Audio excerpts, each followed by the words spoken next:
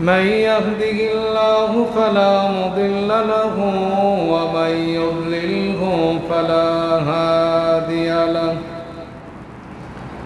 ونشهد أن لا إله إلا الله وحده لا شريك له ونشهد أن سيدنا وسندنا وحبيبنا ومحبوبنا ومرشدنا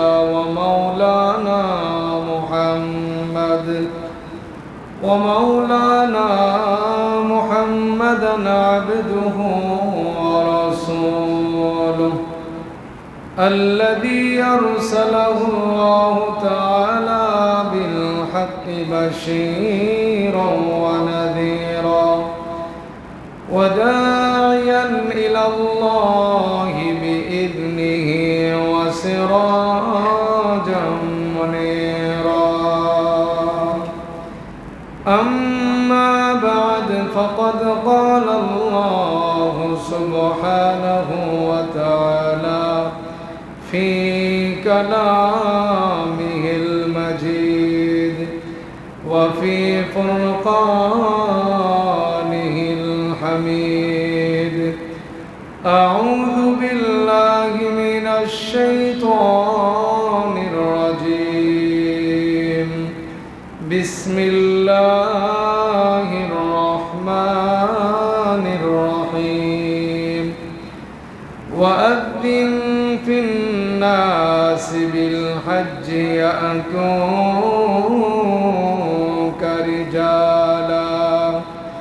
يأتوك رجالا وعلى كل ضامر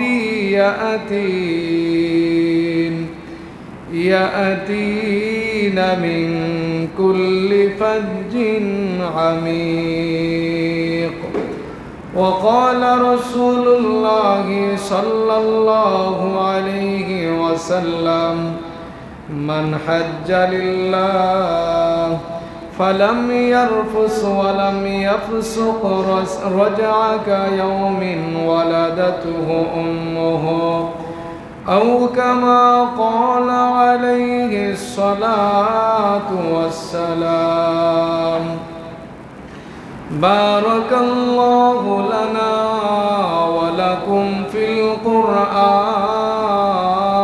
العظيم صدقت يا رب العالمين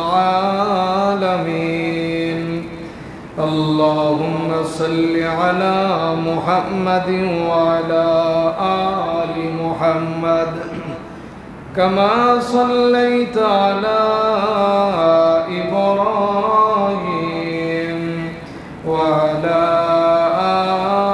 آل إبراهيم إنك حميد مجيد اللهم بارك على محمد وعلى آل محمد كما باركت على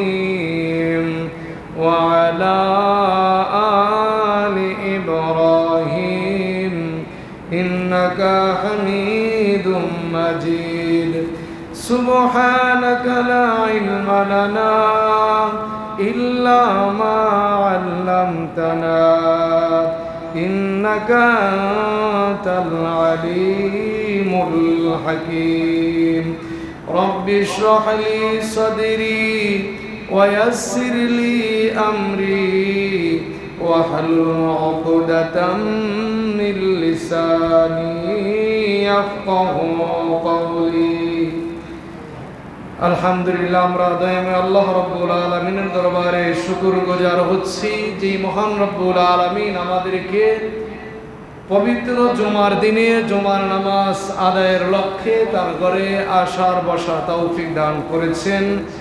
আমরা সেই মহামনিবের দরবারে তার শিখানো বাক্যে কালিমাতুশ শুকর আদায় করেছি আলহামদুলিল্লাহ।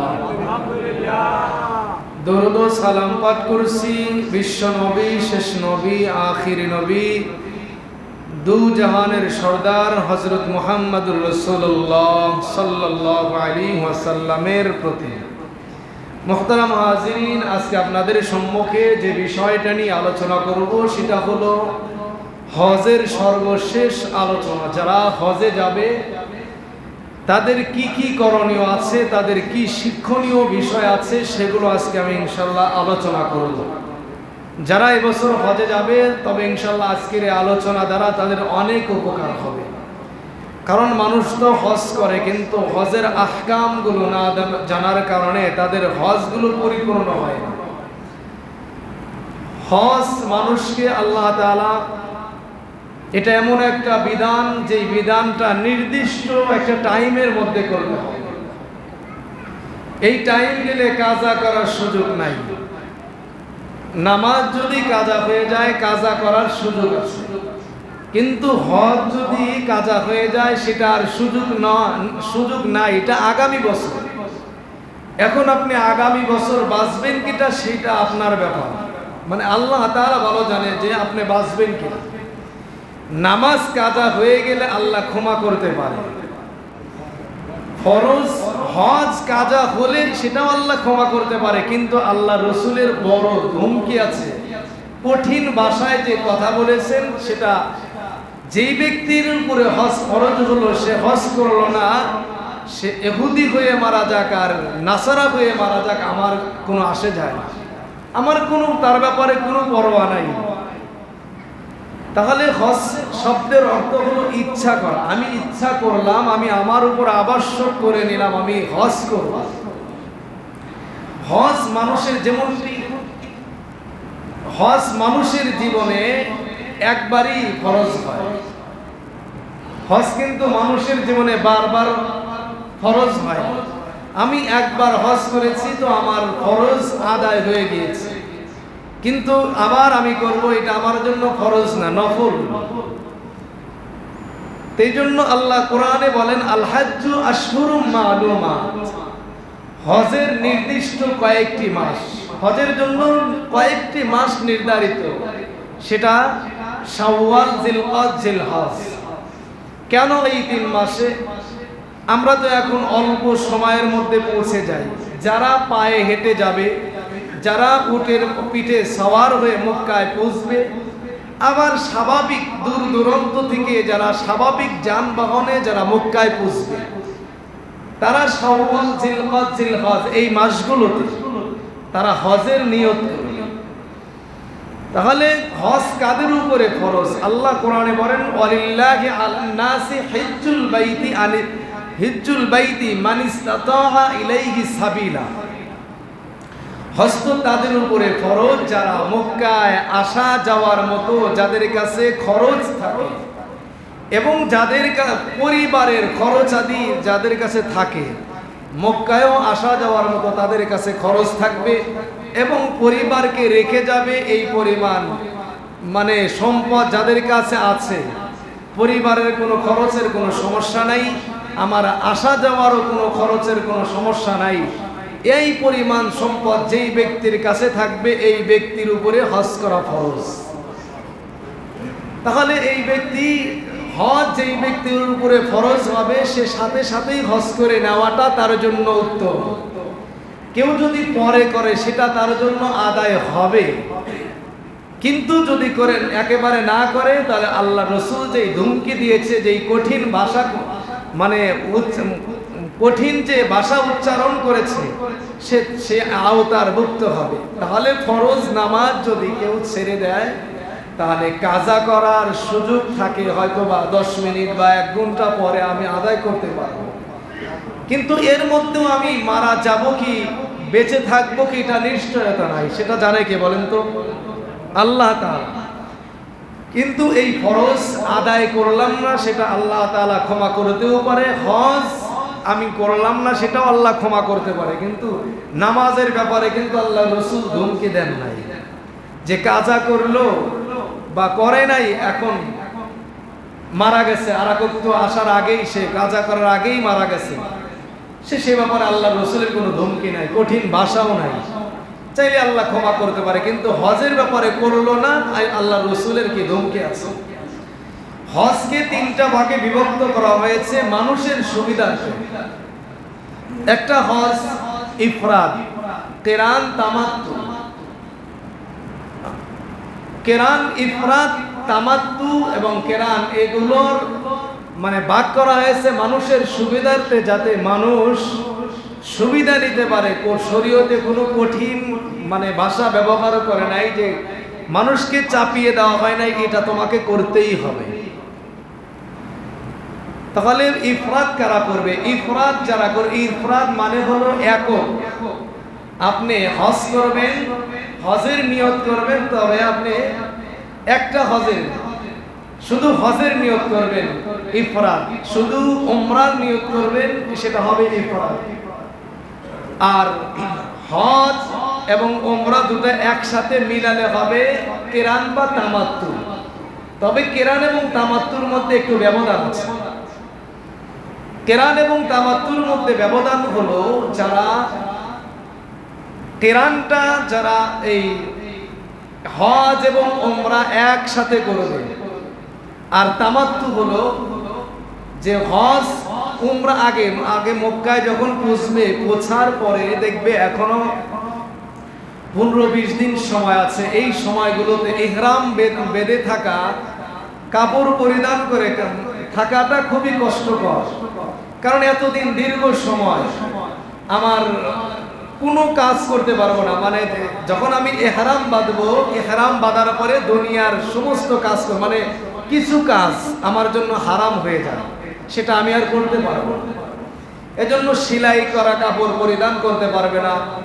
যখন আমি হজের নিয়ত করব, মানে ইহরাম বাঁধবো, সেলাই করা কাপড় পরিধান করতে পারবো না, কোনো শিকার করতে পারবো না, সাবান মাখতে পারবো না, এরকম আরো অনেক বিষয় আছে, সেগুলো আমি ব্যবহার করতে পারবো না। সেগুলো থেকে আমাকে দূরে থাকতে হবে। এই কষ্টকর বিষয়। এখনো 15-20 দিন সময় আছে। তো চাইলে এই ব্যক্তি কি করতে পারবে, যে উমরা করে হালাল হবে। হালাল হওয়া অর্থ এই নয় যে সে কি হয়, স্ত্রী তার জন্য হালাল হবে। সে স্বাভাবিক, সে সেলাই করা কাপড় পরিধান করতে পারবে, সাবান মেখে মানে সাবান ব্যবহার করতে পারবে, গোসল করতে পারবে, হাত পায়ের নখ কাটতে পারবে, এগুলো সে করতে পারবে, সে কিছু সুবিধা নিতে পারবে। আর যেই ব্যক্তি কেরান করবে, কেরান হজ করলে একসাথে সে যখন ইহরাম বাঁধবে, ইহরাম বাঁধার সময় কাপড় যখন পরিধান করবে, তখন সে কি করবে, তা সে উমরা হজ সম্পন্ন করার আগ পর্যন্ত সে কোনো কিছু স্বীকার করতে পারবে না। হজ হলো একটা বড় পরীক্ষা। আপনি যখন ইহরাম বাঁধবেন, আপনি ইহরাম বাঁধবেন কখন? যখন আপনি মিকাতের কাছে যাবেন। মিকাত বলা হয় যেইখানে যেই স্থানে যে মানে হজের নিয়ত করতে হয়, সেটাকে মিকাত বলা হয়। যে আমাদের বাংলাদেশে যারা, তারা যেহেতু জিদ্দা হয়ে তাদের যেতে হয়, এই জন্য তারা ইয়ালামলাম থেকে ইয়ামানবাসীদের সাথে তারা মিলিয়ে তারা ইয়ালামলাম থেকে কি করে, হজের নিয়ত করে বা ইহরাম বাঁধে। এখান থেকে হজের নিয়ত করবে। হজের নিয়ত যখন করবে, সর্বপ্রথম তার কাজ কি মানে ইহরাম বাঁধার আগে সে 2 রাকাত ভালো করে পরিষ্কার পরিচ্ছন্ন আপনি পবিত্রতা অর্জন করবেন, ওযু গোসল করবেন, তারপরে কাপড় পরিধান করবেন, 2 রাকাত নফল নামাজ আদায় করবেন। এই 2 রাকাত নামাজ আদায় করে আপনি তালবিয়া পাঠ করবেন। কেন তালবিয়া পাঠ করবেন? ইব্রাহিম আলাইহিস সালামকে আল্লাহ তাআলা বলেছেন যে তুমি মানুষদেরকে হজের জন্য, যখন কাবা ঘর নির্মাণ করা শেষ হয়ে গেল, শেষ হওয়ার পরে ইব্রাহিম আলাইহিস সালামকে বলা হলো তুমি হজের জন্য মানুষকে আহ্বান করো। ইব্রাহিম আলাইহিস সালাম অবাক করে বললেন যে এই জায়গায় কেউ নাই, আমি আমার বাপ বেটা ছাড়া অন্য কেউ নাই, এইখানে আবার কোন মানুষ আছে আমি ডাক দেব? তখন আল্লাহ তাআলা বললেন আমি তোমাকে ডাক দিতে বলেছি, তুমি ডাক দাও, এর আওয়াজগুলো পৌঁছিয়ে দিব আমি আল্লাহ তাআলা। সুবহানাল্লাহ। এই আওয়াজ যারা শুনেছে তারা অবশ্যই ইনশাআল্লাহ তাদের ভাগ্যে হজ নসিব হবে। যাদের কপালে আল্লাহ তাআলা হজ রেখেছেন, শত কোটি টাকা, হাজার কোটি টাকার মালিকও যদি হয়, তবুও তাদের কি ভাগ্যে কি নাই? হজ নাই, কারণ তার ভাগ্যে রাখে নাই। কিন্তু আবার দেখবেন সে একজন সাধারণ মানুষ, এই ব্যক্তির ভাগ্যে আল্লাহ তাআলা হজ রেখে দিয়েছেন। ওই যে ইব্রাহিম আলাইহিস সালাম ডাক দিয়েছেন, এই ডাক যার কানে গিয়েছে, যার কানে পৌঁছেছে, সে এক সময় হজ করবে ইনশাআল্লাহ। তাহলে আমরা তালবিয়া কেন করব? মানুষকে কেউ কাউকে যদি ডাকে, সে কি বলে? ভাই আমি এসেছি, বা বস আমি এসেছি। আল্লাহ তাআলা ইব্রাহিম আলাইহিস সালামের মাধ্যমে আমাদেরকে ডেকেছেন, ওয়াযিন ফিন্নাসি ফিল হাজ্জি ইয়াতুকা রিজালা। ইব্রাহিম আলাইহিস সালামকে সর্বপ্রথম বললেন, ইব্রাহিম তুমি ঘর নির্মাণ করবে। ওয়াইদ বাওয়ানা লিইব্রাহিমা মাকানাল বাইতি আল্লা তুশরিক বি শাইআ। ইব্রাহিম নবীকে আল্লাহ বললেন, ও ইব্রাহিম আমি তোমাকে কাবা ঘরের চিহ্নটা আমি দেখিয়ে দিলাম, তুমি কাবা ঘরটা নির্মাণ করবে। বাওয়ানা লিইব্রাহিমা মাকানাল বাইতি আল্লা তুশরিক বি শাইআ। এই যে তুমি ঘরটা তুমি নির্মাণ করেছো, এই ঘরটা তুমি পবিত্র রাখবে, আল্লাহ তুশরিক বি শাইআ। ইব্রাহিম নবীকে আল্লাহ তাআলা বললেন, খবরদার তুমি কারো সাথে আল্লাহর সঙ্গে কাউকে শরীক করবে না। অতহির বাইতিয়া লিত্তাইফিনা ওয়াল কাইমিনা ওয়ার রুকআইস সুজুদ। আর তুমি যে ঘরটা বানিয়েছো, এই ঘরটাকে পবিত্র রাখবে, অপবিত্র করা যাবে না। এই ঘরটা কাদের জন্য তুমি পবিত্র করবে? যারা আমার এই ঘরের তাওয়াফ করবে, যারা কিয়াম করবে, নামাজ পড়বে, রুকু করবে, সিজদা করবে, এই সমস্ত ব্যক্তিদের জন্য তুমি আমার ঘরকে পবিত্র করে দাও। এই ঘরকে তুমি পবিত্র করো। ইব্রাহিম নবী যখন কাবা ঘর নির্মাণ করলেন, কাবা ঘর নির্মাণ করার পরে এবার কাবা ঘরটাকে পবিত্র রাখলেন তাওয়াফকারীদের জন্য, রুকুকারী সিজদাকারীদের জন্য ঘরটাকে পবিত্র রাখলেন। এবার আল্লাহ বললেন, যেহেতু ঘর নির্মাণ হয়ে গেছে, এখন এই ঘর মানুষকে জানিয়ে দাও আমি একটা ঘর বানিয়েছি, এই ঘরের কাছে আসো। কেউ যদি কোনো ঘর বানায়, বা আমি যখন কোনো ঘর নির্মাণ করি, সুন্দর করে সাজাই, তখন মানুষকে দাওয়াত দেই বা আত্মীয় স্বজনকে দাওয়াত দেই যে আমি সুন্দর করে একটা ঘর বানিয়েছি। এই ঘরের উদ্বোধন মসজিদের ইমাম সাহেবকে দাওয়াত দেয়, আমি বিল্ডিং তৈরি করছি। দাওয়াত দেন না আপনারা? আপনারা দেন কেন দাওয়াত দেন? এটা যে আমি একটা সুন্দর ঘর বানাইছি, এটা বরকতের জন্য, বা মানুষকে আনন্দের সাথে মানুষকে বলা হয় আমি ঘর বানিয়েছি দেখো। এই জন্য আল্লাহ তাআলা ইব্রাহিম আলাইহিস সালামকে বললেন, ইব্রাহিম তুমি তো ঘর বানাইছো, যাদের জন্য বানাইছো তাদেরকে বলো যে আমি তো ঘর বানাইছি, ঘরটা দেখে যাও, আর এই ঘরে তাওয়াফ করে যাও, এই ঘরে নামাজ পড়ো। ওয়াআযিন ফিন্নাসি বিল হাজ্জি ইয়াতুকা রিজালা। ইব্রাহিম নবীকে বললেন, ইব্রাহিম তুমি আমার এই ঘর যে বানিয়েছো, এবার তুমি ঘোষণা করে দাও। ইব্রাহিম নবী অবাক হয়ে গেলেন, এই জনমানবহীন এলাকায় তো কোনো মানুষ নাই, এইখানে আমি ঘোষণা করব কাদের জন্য, কে বা কারা এই ঘরে আসবে, নামাজ পড়বে, এই ঘরে তাওয়াফ করবে, এই জিয়ারা করবে এই ঘরের, আমি তো কোনো মানুষ খুঁজে পাই না। আল্লাহকে বলে, আল্লাহ আমি কাদের উদ্দেশ্যে আমি মানুষকে ঘোষণা দিব, আমাকে একটু বলে দাও। আল্লাহ তাআলা বলেন, ও ইব্রাহিম তুমি দেখো, তোমরা বাপ বেটা দুজন এখানে আছো, আর তোমার এই আওয়াজগুলো কে শুনবে? তোমার অবাক হওয়ার কিছু না। তুমি এই হজের ঘোষণা দিয়ে দাও, আর এই হজের আওয়াজগুলো পৌঁছিয়ে দেওয়ার দায়িত্ব হলো আমি আল্লাহ তাআলা। এই জন্য হজের ঘোষণা দেওয়া হয়েছে। যখন এই হজের আওয়াজগুলো যাদের কানের মধ্যে পৌঁছেছে, যেহেতু হজের ঘোষণা দেওয়া হয়ে গেছে, এখন যারা হজে যাবে ওই বাইতুল্লাহর জিয়ারত করার জন্য যাবে, তারা যখন যাবে এই জন্য তারা বলবে লাব্বাইক আল্লাহুম্মা লাব্বাইক লাব্বাইক লা শারিকা লাব্বাইক ইন্নাল হামদা ওয়ান নি'মাতা লাকা ওয়াল মুলক লা শারিকা লাক। এই তালবিয়া পড়বে, বলবে আল্লাহ তুমি ইব্রাহিম নবীর মাধ্যমে যেই দিন তুমি আমাকে ডেকেছিলে আমি তো ওই আওয়াজ শুনেছিলাম, ওই আওয়াজ শুনেছি, আমাকে কেন ডেকেছেন, আমি আপনার দরবারে হাজির হয়েছি। কি বলবে হাজি? বলবে আল্লাহ আমি তো হাজির হয়ে গেলাম, আমি তো এসেছি তোমার দরবারে, আমি হাজির হয়েছি, তবে আমি হাজির হয়েছি একটা শর্ত আমি আপনার কাছে দিব। শর্তটা কি? শর্ত হলো আমি বাংলাদেশ থেকে গুনার বোঝা মাথায় নিয়ে আমি তোমার এই বাইতুল্লাহ এসেছি, বাইতুল্লাহ আমি এসেছি, আমি গুনার বোঝা, আমি বাংলাদেশে অনেক গুনাহ করেছি, ওই গুনাহগুলো মোচন করার জন্য আমি তোমার এই বাইতুল্লাহ এসেছি। আমি যেভাবে এসেছি সেভাবে ফেরত যেতে চাই না, ওই গুনার গাটুরিগুলো আমি নেক দ্বারা পরিবর্তন করে নেকের গাটুরি নিয়ে আমি বাংলাদেশে যেতে চাই, আমি গুনার গাটুরি নিয়ে যেতে চাই না। এজন্য আমি তোমার কাছে হাজিরা দিলাম লাব্বাইক লাব্বাইক আল্লাহুম্মা লাব্বাইক লাব্বাইক আল্লাহুম্মা লাব্বাইক।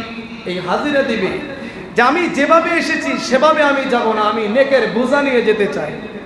এটাকে বলা হয় হজ। আপনি যখন হজ হাজিরা দিলেন, এবার আপনি যখন কাবার পুষবেন, পুষার সাথে সাথে আপনি কি করবেন? ঢোকার পরে আপনি যে মানে সর্বপ্রথম যে মানে মক্কায় যাওয়ার পরে যে আপনার যে কাজ সেটা হলো তাওয়াফ করা, কাবা ঘরের তাওয়াফ করা। এটাকে তাওয়াফে কুদুম বলা হয়, এটা সুন্নাত। তাওয়াফ হলো তিনটা, একটা হলো তাওয়াফে কুদুম, তাওয়াফে ইফাদা এবং তাওয়াফে জিয়ারা। একটা ফরজ, একটা ওয়াজিব, একটা সুন্নাত। যারা আমাদের জন্য, যারা মক্কার বাহিরে, মিকাতের বাহিরে যারা দূর দূরান্ত থেকে যাবে তাদের জন্য আপনার যেটা আমরা করি যাওয়ার সাথে সাথে মক্কায়, সেটা হলো তাওয়াফে কুদুম যেটা সুন্নাত।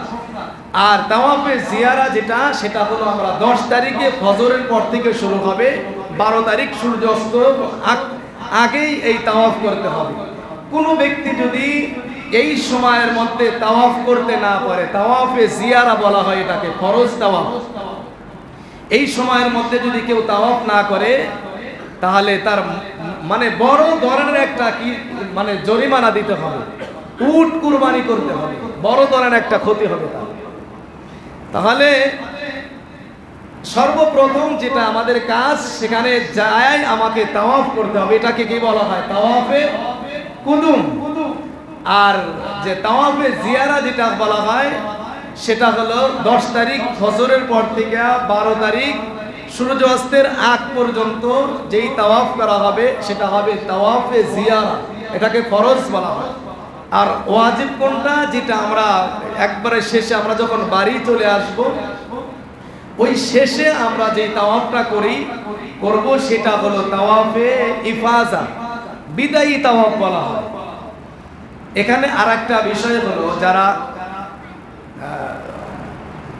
অনেক সময় আমরা আরাফার ময়দানে অনেকে এদিক সেদিক মানে উপস্থিত হয় না, অনেকে আবার কেউ উপস্থিত হয়। আরাফার ময়দানে কেউ যদি উপস্থিত নাই হয় তাহলে তার হজই হবে না। আরাফার ময়দানে সব কাজ করেছেন, আরাফার ময়দানে গেলেন না, আপনার হজ হবে না। কুরবানি করেছেন, সব করেছেন, পাথর মেরেছেন, আপনার মানে আপনার আরাফার ময়দানে উপস্থিত হলেন না, কিন্তু আপনার হজ হবে না। এই আসা যাওয়ার মধ্যে কোনো লাভ হবে না। আর একটা জায়গা আছে জাবাল রহমত, হযরত আদম আলাইহিস সালামের যে মানে বাড়ি, যেটা জাবাল রহমত। এই জাবাল রহমতের মধ্যে আল্লাহ তাআলার কাছে দোয়া করতে হবে। এই জায়গায় যদি কোনো মানুষ আল্লাহ তাআলার কাছ থেকে মাপ চেয়ে বা ক্ষমা চেয়ে আল্লাহ তাআলার কাছে চেয়ে না নিতে পারে, পৃথিবীর অন্য কোথাও সে অন্য কোনো কিছু পাবে না।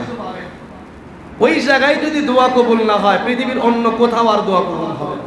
এমন একটা জায়গা জাবাল রহমত। ওইখানে সরাসরি আল্লাহর রহমত বর্ষিত হয়। ওই সময় যদি বান্দা আল্লাহর মানে নিজের গুনার কথা স্মরণ করে, আল্লাহ আমি তো এসেছি, আমি তো আমার গুনাহ নিয়ে এসেছি, আমাকে মাফ করে দাও আল্লাহ, আমি তো গুনাহ নিয়ে এসেছি, তুমি আমাকে মাফ করে দাও আল্লাহ, আমি অনেক পাপী, আমি তো যেই গুনাহ করেছি সমাজের মানুষ জানে না, কেউ জানে না, আমার পরিবার জানে না, আল্লাহ তুমি জানো, আমি তোমার কাছে দরখাস্ত করছি আল্লাহ তুমি আমাকে মাফ করে দাও। কিন্তু অনেক মানুষ এরকম আছে ওই জাবালে রহমতের নিকটে যায়াও এদিক সেদিক মানে ঘোরাফেরা করে বা অমনোযোগী থাকে, চোখের পানি আসে না, তার চোখে পানি আসে না, এমন গুনাহ করেছে যে তা অনেক মানুষ এমনও আছে তারা মনে করে আমি তো সুদ খাই না, ঘুষ খাই না, আমি স্বাভাবিক মানুষ, আমি আবার আল্লাহর কাছে নিজের গুনার কথা কেন বলবো? আমি যেহেতু ইমাম, আমি অনেক কিছুই মোটামুটি একটা অভিজ্ঞতা হয়েছে, ইমামতি করলে অনেক কিছু জানা যায়, অনেকের বাড়ির খবরও জানা যায় এবং মানুষের সুবিধা অসুবিধা সব কিছুই জানা যায়। মানুষের সুবিধা অসুবিধা এক জায়গায় বলা যায়, সেটা হলো ইমামের কাছে জানে। ইমাম মানুষকে বলবে না, মানুষের কাছে বললে মানুষ বলবে, আমার অসুবিধার কথা বললে ইমামকে বললে ইমাম হলো আমানতদার। ইমাম কি বলেন? ইমাম এই জন্য বলা হয় ইমাম শিখে, যে দেশের রাষ্ট্রনায়ক হবে তাকে বলা হয় ইমাম। ইমাম যিনি ন্যায় বিচারক হবে, ন্যায় বিচারক যিনি হবে তিনি ইমাম। এজন্য কোনো কিছুই বলা যায় না, বলা যায় এক জায়গায় ইমামের কাছে। এজন্য অনেক মানুষ আছে হজে গেলে বলে ভাই আমি তো কোনো অপরাধ করি না, আমি তো সুদ খাই নাই, আমি ঘুষ খাই নেই, আমি কোনো চাঁদাবাজিতে জড়িত নয়, আমি তো মানে কি কয় মদ ফেন্সিলি লিয়া বা অন্য কোনো কিছুর সাথে আমি জড়িত না, তাহলে আমি কেন মাপ চাবো আল্লাহর কাছে? আমি গুনাহই করি না, এজন্য আমি যাবো, হজ করা দরকার আমি হজ করব। এটা সবচেয়ে বড় মানে কি কয় আল্লাহ তাআলার রহমত থেকে সবচেয়ে বঞ্চিত যেই ব্যক্তি তিনি হলো এই ব্যক্তি যে পাপ করে নাই, গুনাহ করে নাই। এমন পৃথিবীতে এমন কোনো মানুষই আসে না, আছে কোনো মানুষ আছে? নবীরা ছাড়া কোনো ব্যক্তি নিষ্পাপ নন। নবীদেরকে দিয়ে যেগুলো করাইছে আমাদেরকে শিক্ষার জন্য, আর আমরা যেগুলো করি সেটা আমার অহরহ, আমি যেদিকেই তাকাই সেদিকেই গুনাহ, যেদিকেই তাকাই সেদিকেই গুনাহ। এই জন্য আমার গুনাহ হয়ে যায়, এই জন্য গুনার কথা আমাকে স্মরণ করতে হবে। আল্লাহ তাআলার কাছে জাবাল রহমত, আমি আল্লাহ তাআলার কাছে যদি প্রার্থনা করতে পারি, যদি ওখানে মাপ পেয়ে যাই তো আল্লাহ তাআলা আমাকে ক্ষমা করে দেবে। তাহলে এবছর যারা হজ করবে বা করবেন, আল্লাহ তাআলা যেন সবাইকে হজ্জে মাবরুর নসিব করেন, সবাই বলেন আমিন। আর আমরা যারা যেতে পারিনি আল্লাহ তাআলা যেন আমাদেরকে সেখানে যাওয়ার তৌফিক দান করেন, আমিন। আর ইব্রাহিম আলাইহিস সালাম যে হজের ঘোষণা দিলেন, হজের ঘোষণা দিলেন যারা হজ করবে, এই হজে যায় যারা হজ করবে তাদের যদি হজ কবুল হোক বা না হোক, যিনি ঘোষণা দিবে তিনি এর সওয়াবের ভাগীদার হবে কি হবে না? হবেননি বলেন? ইব্রাহিম নবীকে দিয়ে আল্লাহ তাআলা ঘোষণা দেওয়া হয়েছে, ইব্রাহিম নবী এই হাজীদের সওয়াবের ভাগীদার হবেন কিনা? আমি আপনাদের কাছে বলতে চাই, ইব্রাহিম নবী ঘোষণা দিয়ে তিনি যদি হাজীদের সওয়াবের ভাগীদার হন, যারা আল্লাহর ঘর মসজিদ নির্মাণ করবে, মাদ্রাসা নির্মাণ করবে, মাদ্রাসায় দান করবে, মসজিদে দান করবে, রাস্তাঘাট বানাবে, রাস্তা মানুষের উপকারের জন্য কোনো কিছু করবে, যারা দ্বীনের পথে দান করবে তাদের সওয়াব হবে কি হবে না বলেন?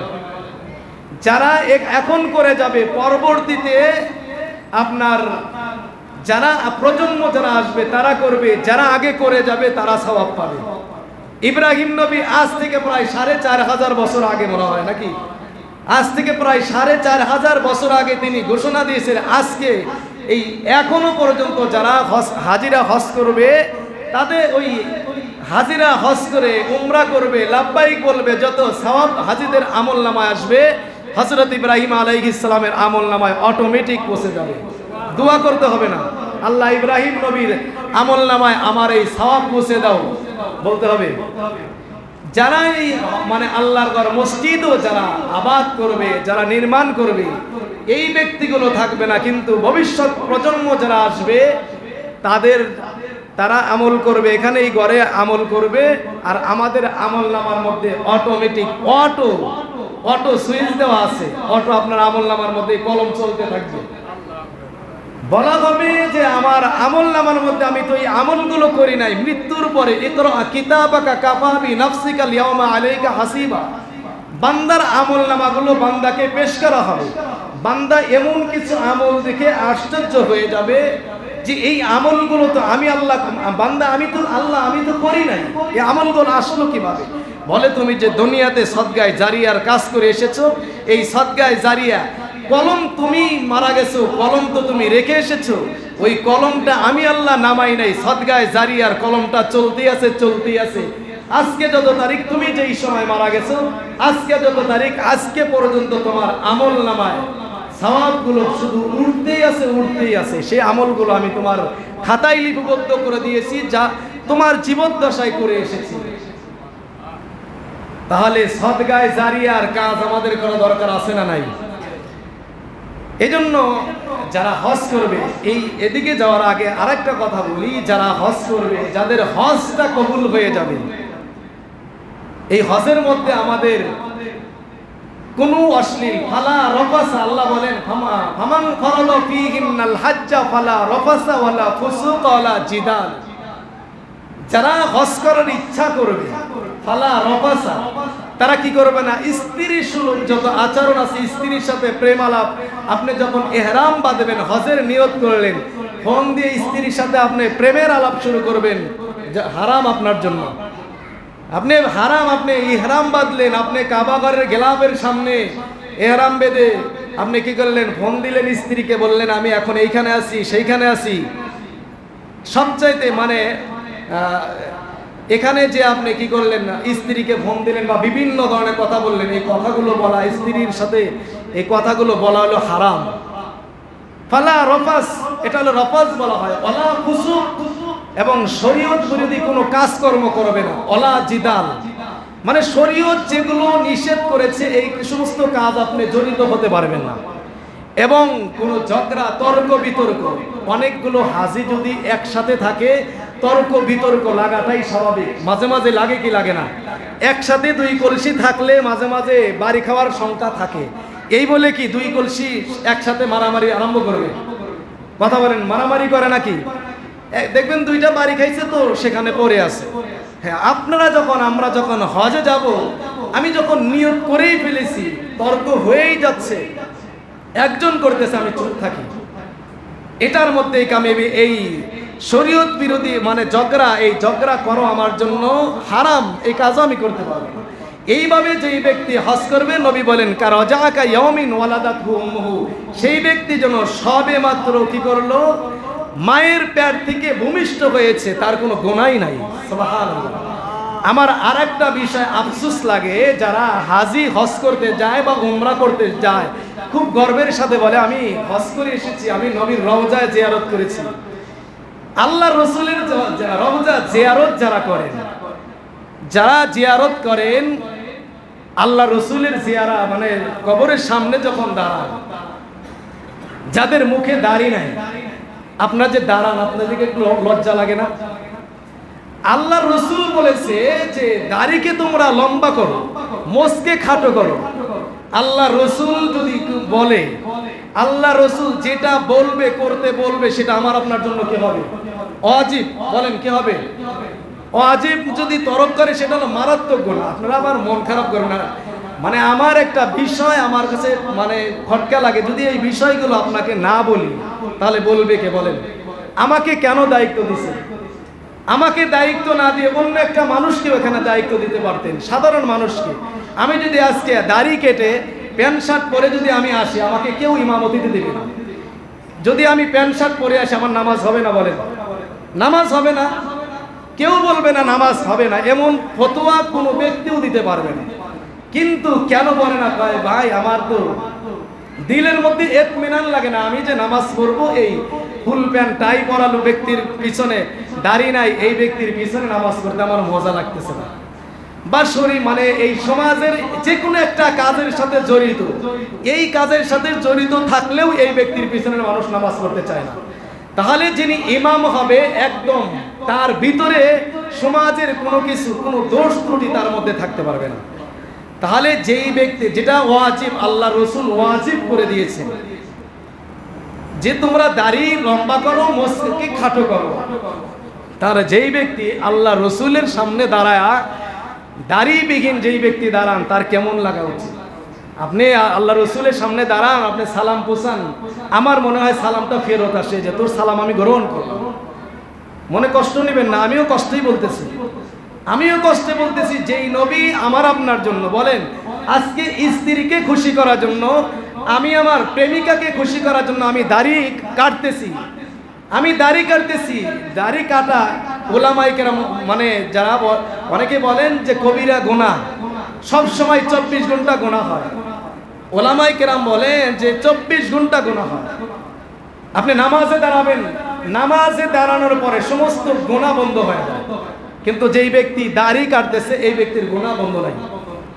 ফেরেশতারা কি করতেছে যে আমার বদ আমলের যে ফেরেশতা গুনার যে লেখার, সে শুধু আমার গুনাহ লিখতেছে।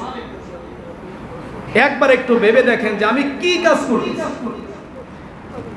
এই জন্য আমরা যারা বাইতুল্লাহ যাব, আবার বাইতুল্লাহ যাওয়ার পরে আপনি এসে কি করেন, দাড়িটা আগে যেরকম থাকে আবার আইসা আরো একদম প্রত্যেক দিন এরা পরিষ্কার ক্লিন শেভ করে নেয়।